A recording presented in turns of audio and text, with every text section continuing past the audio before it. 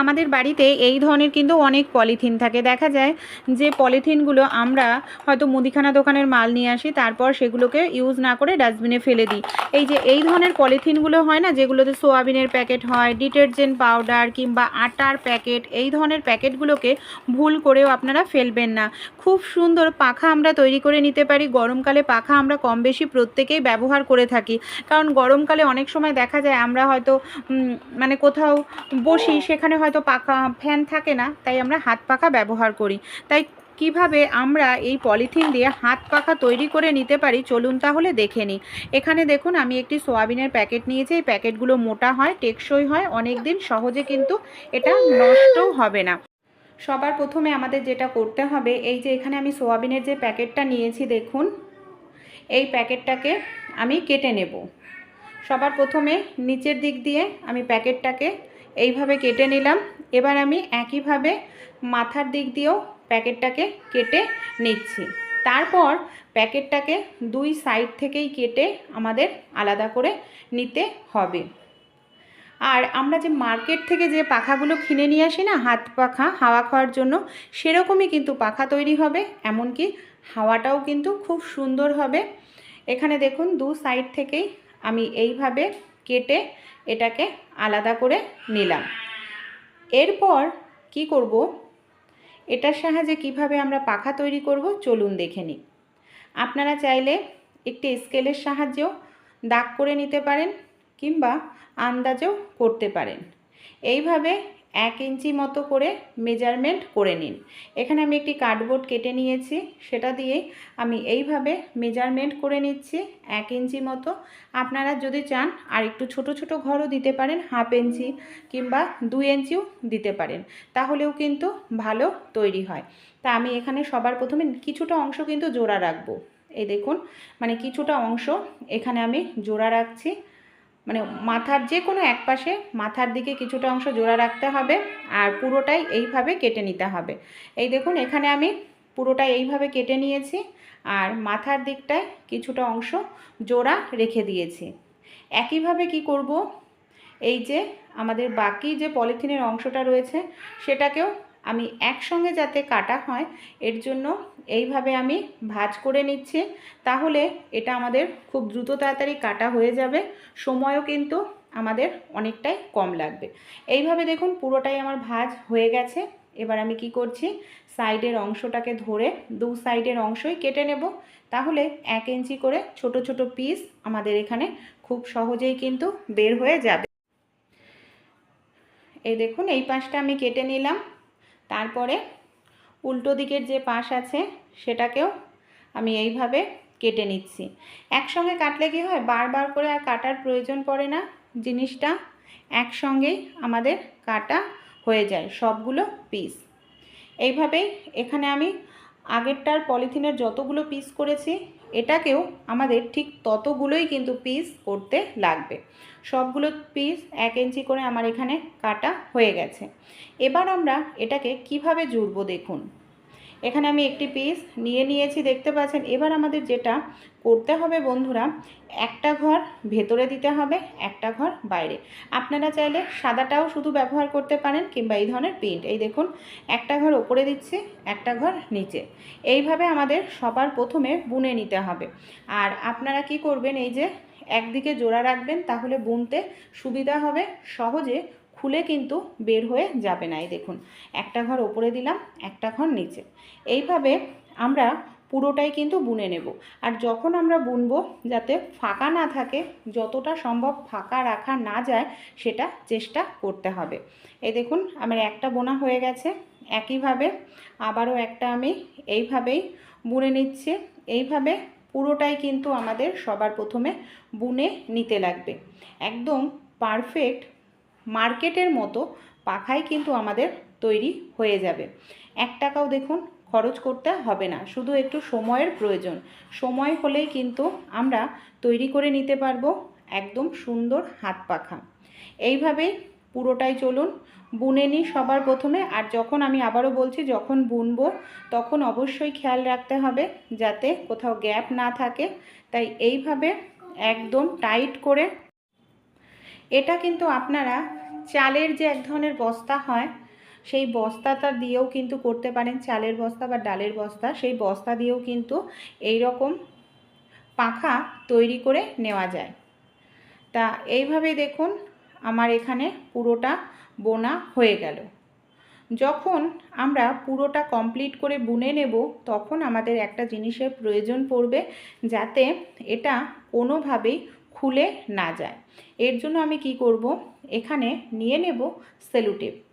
এখানে আমি সেলুটেপের সাহায্যে সবার প্রথমে 3 দিক, যেহেতু আমাদের 3 দিক খোলা রয়েছে, একদিকে তো অলরেডি আটকানো রয়েছে, 3 দিক আমি এইভাবে সেলুটেপ দিয়ে ভালো করে দেখুন লাগিয়ে নিচ্ছি, যাতে এটা কোনোভাবেই খুলে না যায়, একদম সবগুলো পলিথিনের টুকরো একসঙ্গে আটকে থাকে। এর জন্য আমি এইভাবে 3 দিকেই ভালো করে একটু সেলুটেপ লাগিয়ে নিচ্ছি। এইভাবেই কিন্তু সুন্দর করে আমাদের একটু সেলুটেপ লাগিয়ে নিতে হবে। সবগুলো পলিথিনেই যাতে সেলুটেপটা পায় সেটা অবশ্যই খেয়াল রাখতে হবে।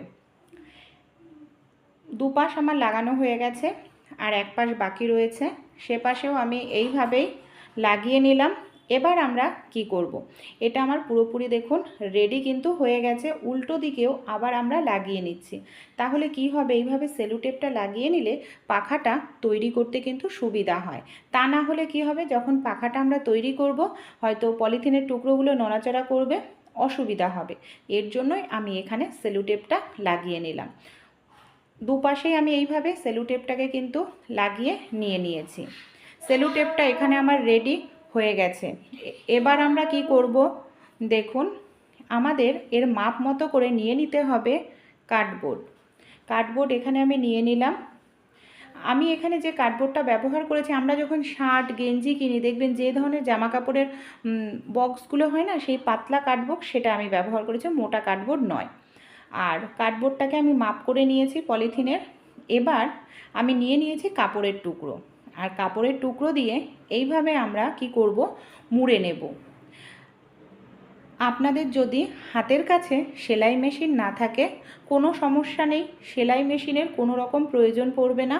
আপনারা হাত সুই নিয়ে নিন, হাত সুই দিয়েও খুব সহজেই সেলাই করা হয়ে যায়। কারণ এখানে যে কার্ডবোর্ডটা আমি ব্যবহার করেছি, প্রথমেই বললাম জামা কাপড়ের কার্ডবোর্ড, সেটা একেবারেই পাতলা হয়, আর হাওয়াটাও কিন্তু খুব ভালো হবে।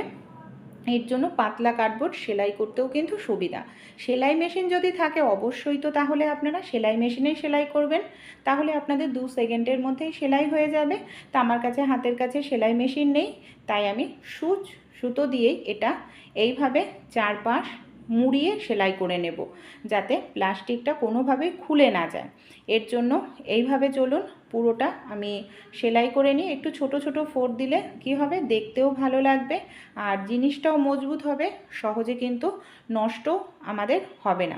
আর এটা সেলাই করতেও কোনো রকম অসুবিধা হয় না, পাতলা কার্ডবোর্ড হওয়ার কারণে খুব দ্রুত তাড়াতাড়ি কিন্তু এটা আমাদের সেলাইও হয়ে যায়। চলুন তাহলে এইভাবেই আমি সেলাই করে নিয়ে আপনাদের দেখাই।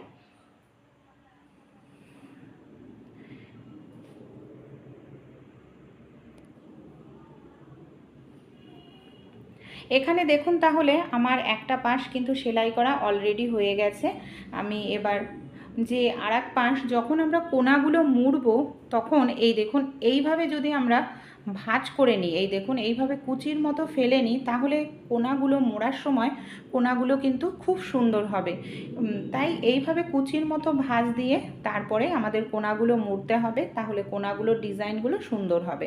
এই দেখুন আমি এখানে 4 পাশ এইভাবেই কিন্তু সেলাই করে নিয়েছি। এটা আমার রেডি হয়ে গেছে। যে পাশটা দিয়ে আমি শুরু করেছিলাম কাপড়টা মোড়া, সেই পাশটা খালি আছে। আমি এখানে একটি লাঠি নিয়ে নিচ্ছি। আপনারা যে কোনো লাঠি কি করবেন, সেই পাশটায় এইভাবে ঢুকিয়ে দেবেন। দেখুন এখানে আমি লাঠিটাকে ঠিক এইভাবে ভেতরের দিকটায় ঢুকিয়ে দিলাম। এইভাবে ভেতরের দিকটায় ঢুকিয়ে দিয়ে কি করতে হবে, আমাদের না টাইট করে নিচের অংশটা সেলাই করে নিতে হবে, যাতে আমরা যখন হাওয়া করব লাঠিটা যাতে খুলে না যায়। তাই এখানে আমি আবার সূচ সুতো নিয়ে নিয়েছি, সূচ সুতো দিয়ে আবারও আমি ভালো করে টাইট করে সেলাই করে নিচ্ছি। আপনারা এটা যে হাতে তৈরি করেছেন কেউ দেখে কিন্তু বুঝতেই পারবে না, আর এত সুন্দর হাওয়াও হবে, দেখতেও কিন্তু ভালো লাগবে। আর পেছনে যে আমি জামা কাপড়ের কার্ডবোর্ডটা ব্যবহার করেছি সেটা কিন্তু দেখেও বোঝা যাবে না যে আমি এখানে কোনো কার্ডবোর্ড ব্যবহার করেছি, কারণ পেছনের প্রিন্ট রয়েছে, তাই এটা কিন্তু কোনোভাবেই বোঝা যাবে না। এই দেখুন কত সুন্দরভাবে এটা আমাদের হাওয়া হচ্ছে, দেখতে পাচ্ছেন, হালকা, আর হাওয়াটাও কিন্তু বেশি হবে। এবার আপনারা যদি পারফেক্ট মার্কেটের মতো করতে চান, একদম মার্কেটের মতো পাখা, তাহলে আরও একটি কাজ আমাদের এখানে করতে হবে। এর জন্য আমরা কি করব, আমাদের বাড়িতে যে এই ধরনের পলিথিন থাকে, যে কোনো কালার, যে কালার আপনাদের পছন্দ সেই কালারের পলিথিন আপনারা এখানে নিয়ে নিন। আমি এখানে কাঁচি নিয়ে নিয়েছি, কাঁচির সাহায্যে এইভাবে সরু করে দেখুন কেটে নিচ্ছি। আর এইভাবে সরু করে কেটে নেওয়ার পর পলিথিনটাকে আমরা কি করলাম, সবার প্রথমে এইভাবে ছোট করে ভাঁজ করে নিচ্ছি। ছোট করে ভাঁজ করে নেওয়ার পর পলিথিনটাকে একদম সরু সরু করে আমাদের কেটে নিতে হবে। এই দেখুন আমি অলরেডি কেটে নিচ্ছি, এখানে একদম সরু সরু করে কেটে নেব, তাহলেই কিন্তু মার্কেটে যেরকম কিনতে পাওয়া যায় পাখা, সেরকম ডিজাইনের পাখাই আমাদের তৈরি হয়ে যাবে।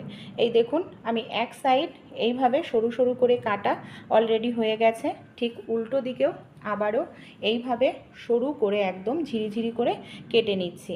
তারপর এটাকে আমি খুলে দেখাচ্ছি কত সুন্দর একটি জিনিস আমাদের তৈরি হয়ে যায়। এটা পুরোটাই আমার কাটা হয়ে গেছে। এই দেখুন এইভাবে এটাকে আমাদের খুলে নিতে হবে। এটা আমি আপনাদের অল্প অংশে লাগিয়ে দেখাচ্ছি, আপনারা পুরো পাখাটা ঘুরিয়েও এটাকে লাগাতে পারেন। নর্মাল পাখাটা কিন্তু এভাবেও ব্যবহার করা যায়, শুধু এই যে সামনের অংশটা, পলিথিনের অংশটা দিচ্ছি দেখার সৌন্দর্যের জন্য, এটার উপর কিন্তু হাওয়া নির্ভর করে না। এবার কি করব, এই যে এইভাবে আমাদের একটু লাগিয়ে নিতে হবে, তাহলে কি হবে, দেখতে আরও বেশি ভালো লাগবে। এখানে আমি এটা লাগানোর জন্য সূচ সুতো এইভাবে ব্যবহার করছি। আপনারা চাইলে আঠা, যে ব্লু গান আঠা হয় না, ব্লু গান আঠাও ব্যবহার করতে পারেন এটা লাগানোর জন্য, আর খুব দ্রুত তাড়াতাড়িও কিন্তু সেলাই হয়ে যায়। এই দেখুন এইভাবে আমি বেশ কিছুটা অংশ সেলাই করে নিয়েছি, বাকি অংশটাকেও এইভাবে আমি সেলাই করে পুরো পাখাটার সঙ্গে মুড়ে নিচ্ছি, তাহলে কি হবে, পাখাটা আমাদের দেখতে ভালো লাগবে। তাই আপনারাও কিন্তু এইভাবে বাড়িতে পাখা তৈরি করে নিতে পারেন। ফেলে দেওয়া পলিথিন দিয়ে, যে জামা কাপড়ের বক্সগুলো হয় যেগুলোকে আমরা ফেলে দিই, কোনো কাজেই ব্যবহার করি না, সেগুলো দিয়েও তৈরি হয়ে যাবে অসাধারণ সুন্দর পাখা। এমনকি গরমকালে আমরা প্রত্যেকেই হাওয়া খাওয়ার জন্য কিন্তু পাখা ব্যবহার করেই থাকি। তাই দেখুন পুরোটাই এখানে আমি এইভাবে সেলাই করে নিচ্ছি, পাখাটা আমার রেডি হয়ে গেছে, আর কতটা সুন্দরভাবে দেখুন হাওয়াও হচ্ছে। আপনারা নিজেরা হাতে যখন তৈরি করবেন সেই জিনিসটা কিন্তু আরও বেশি ভালো লাগবে। তাই অবশ্যই একবার আপনারা তৈরি করে দেখবেন, যদি ভালো লেগে থাকে অবশ্যই বন্ধুবান্ধবদের সঙ্গে শেয়ার করবেন। কমেন্ট করে জানাতে ভুলবেন না যে আপনাদের কেমন লাগলো আইডিয়াটি।